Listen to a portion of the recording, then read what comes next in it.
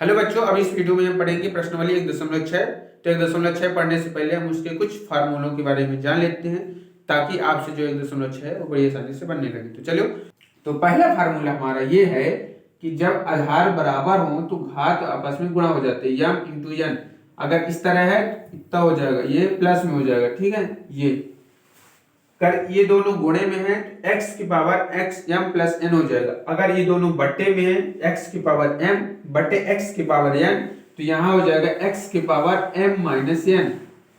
अगर आधार बराबर है तो जो घात है अगर बट्टे में है, देखो अगर ये दोनों बट्टे में है और आधार बराबर है तो ये जो होगा माइनस में हो जाएगा। अगर ये दोनों आधार बराबर है और किस पर है, इंटू पर है, मल्टीप्लाई पर है, तो जो घात होगी वो आपस में जुड़ जाएगी। लेकिन अगर ये इस तरह है तो यहाँ हो जाएगा x की पावर m इंटू एन, मतलब इन दोनों का आपस में हो जाएगा गुणा। अगर x मान लीजिए उदाहरण के तौर पर अगर 2 की पावर 2 है और फिर उसकी पावर 3 है तो यहाँ हो जाएगा 2 और 2 3 6, 2 की पावर हो जाएगा 6। ठीक है, तो ये हुए हमारे फार्मूले। अब हम बढ़ते हैं प्रश्नावली के सवाल की तरफ। क्वेश्चन नंबर पहला है 64 की पावर 1/2। इसको हमको हल करना है। तो सबसे पहले हम 64 का क्या करेंगे, गुणनखंड करेंगे। तो 64 का अगर हम गुणनखंड करते हैं तो देखिए कितना आता है, 2 32 दूना होता है 64 और 16 दूनी होता है 32 और 2 से किए तो कितना है 8 आया, फिर 2 से किए तो 4 आया, फिर 2 से किए तो 2 आया, फिर 2 से किए तो 1 आया। यानी कि देखिए 1 2 3 4 5 6, यानी कि हम 2 की पावर अगर हम 6 लिखेंगे तो इसे हम 64 लिख सकते हैं। 2 की पावर 6 लिखेंगे उसे 64 लिख सकते हैं। क्यों? क्योंकि हमने 2 का 64 का गुणनखंड किया तो 1 2 3 4 5 6, 2 कितनी बार आया, 6 बार आया, और फिर 1/2 तो लिखा है। और हमने आपको एक सूत्र अभी बताया था कि अगर x की पावर m है और इंटू n है तो यानी हो जाएगा x की पावर m इंटू n।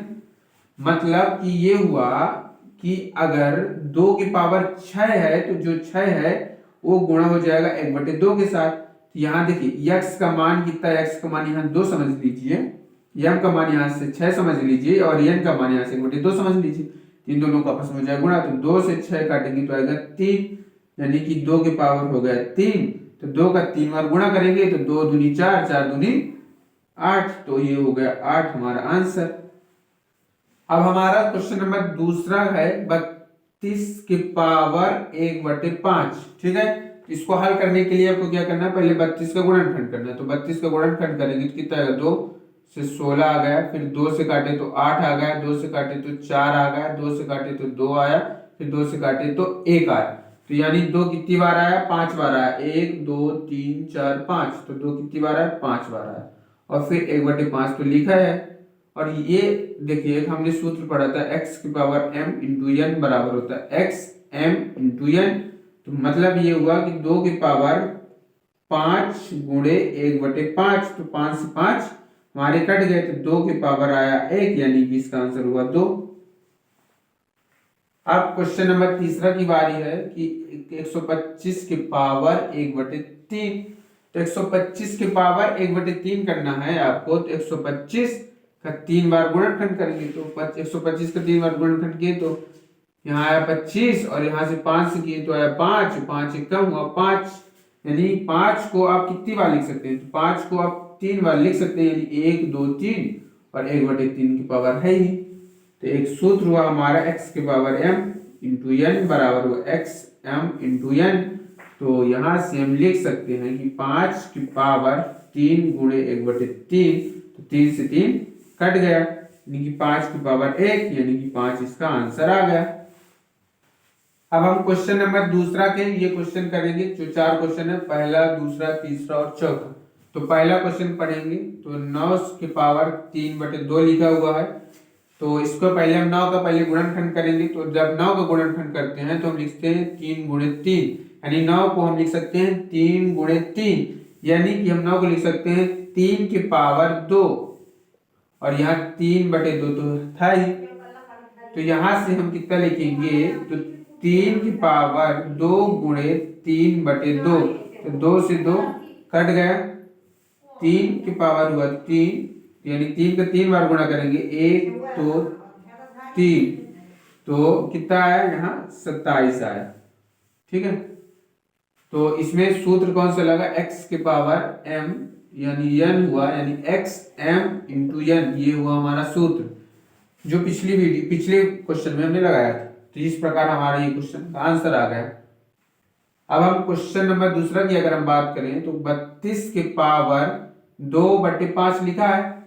तो इसको हल कैसे करेंगे, सोचिए। इसको हल करने के लिए कुछ नहीं करना, पहले देखिए यहाँ 32 है, तो सबसे पहले आप सोचिए कि 32 को करना है गुणनखंड। तो पहले 32 का गुणनखंड कीजिए। तो 32 का हम गुणनखंड करेंगे तो 2 यानी 16 दूनी 32 होता है। 2 से करें तो 8 आ गया, 2 से करें तो 4 आ गया, 2 से करें तो 2 आ गया, 2 से करें तो 1 आ गया।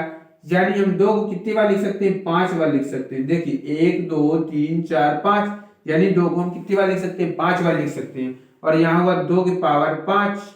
और एक सूत्र हमने आपको पढ़ाया था ना अभी, कितना होता है, x की पावर m इंटू n होता है।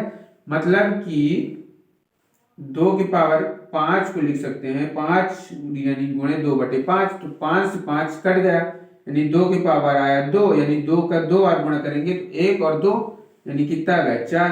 ये हुआ हमारा आंसर। अब क्वेश्चन नंबर तीसरा देखिए क्या लिखा, 16 की पावर 3/4। तो 16 को अगर आप पहले इसका 16 का गुणनखंड करेंगे, जैसे यहाँ 9 लिखा तो 9 का गुणनखंड किए, यहाँ 32 लिखा तो 32 का किए, 16 लिखा तो 16 के 125 125 का करेंगे। तो 16 लिखा ना तो 16 गुणनखंड करें। तो 16 किए तो 2 आया तो 8 आया, 2 से किए तो 4 आया, 2 से किए तो 2 आया, 2 से किए तो 1 आया। यानी 2 कितनी बार लिख सकते हैं, 1 2 3 4। तो 2 को हमने लिखा 4 बार, और ऊपर तो लिखा 3/4।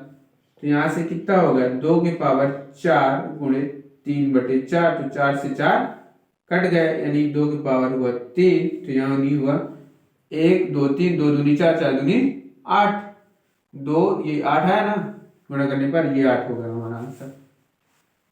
क्वेश्चन नंबर चौथा का देखेंगे, 125 की पावर -1/3 है। इसको कैसे करेंगे, तो सबसे इसको कुछ भी नहीं करना, सेम उसी तरह है। 125 का आपको निकालना है गुणनखंड। तो 125 का कटेंगे 5 से, 5 दूनी 10 और 5 25, 5 25 और 5 एकम 5।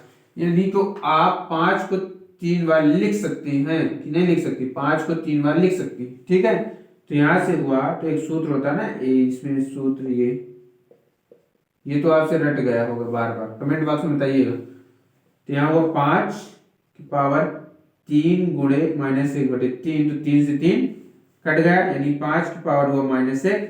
एक और सूत्र होता है, अब देखिए x की पावर -1 होता है तो उसे हम लिख सकते हैं 1/x। अगर x की पावर -1 हुआ तो उसे लिख सकते हैं 1/x। यानी कि 5 की पावर -1 है, इसलिए हम लिख सकते हैं इसको 1/5।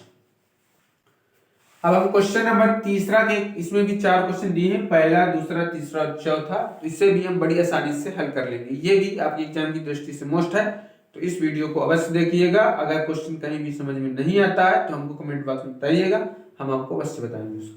तो पहला क्वेश्चन हुआ 2 की पावर 2/3 इंटू 2 की पावर 1/5। ओके, तो देखो एक बार हमने अभी सूत्र पढ़ा था कि अगर x की पावर m है और x की पावर n है, और वो दोनों किसमें है, गुण में है, इंटू में है, तो यहाँ हो जाएगा x की power m plus n, x की पावर हो जाएगा m प्लस n।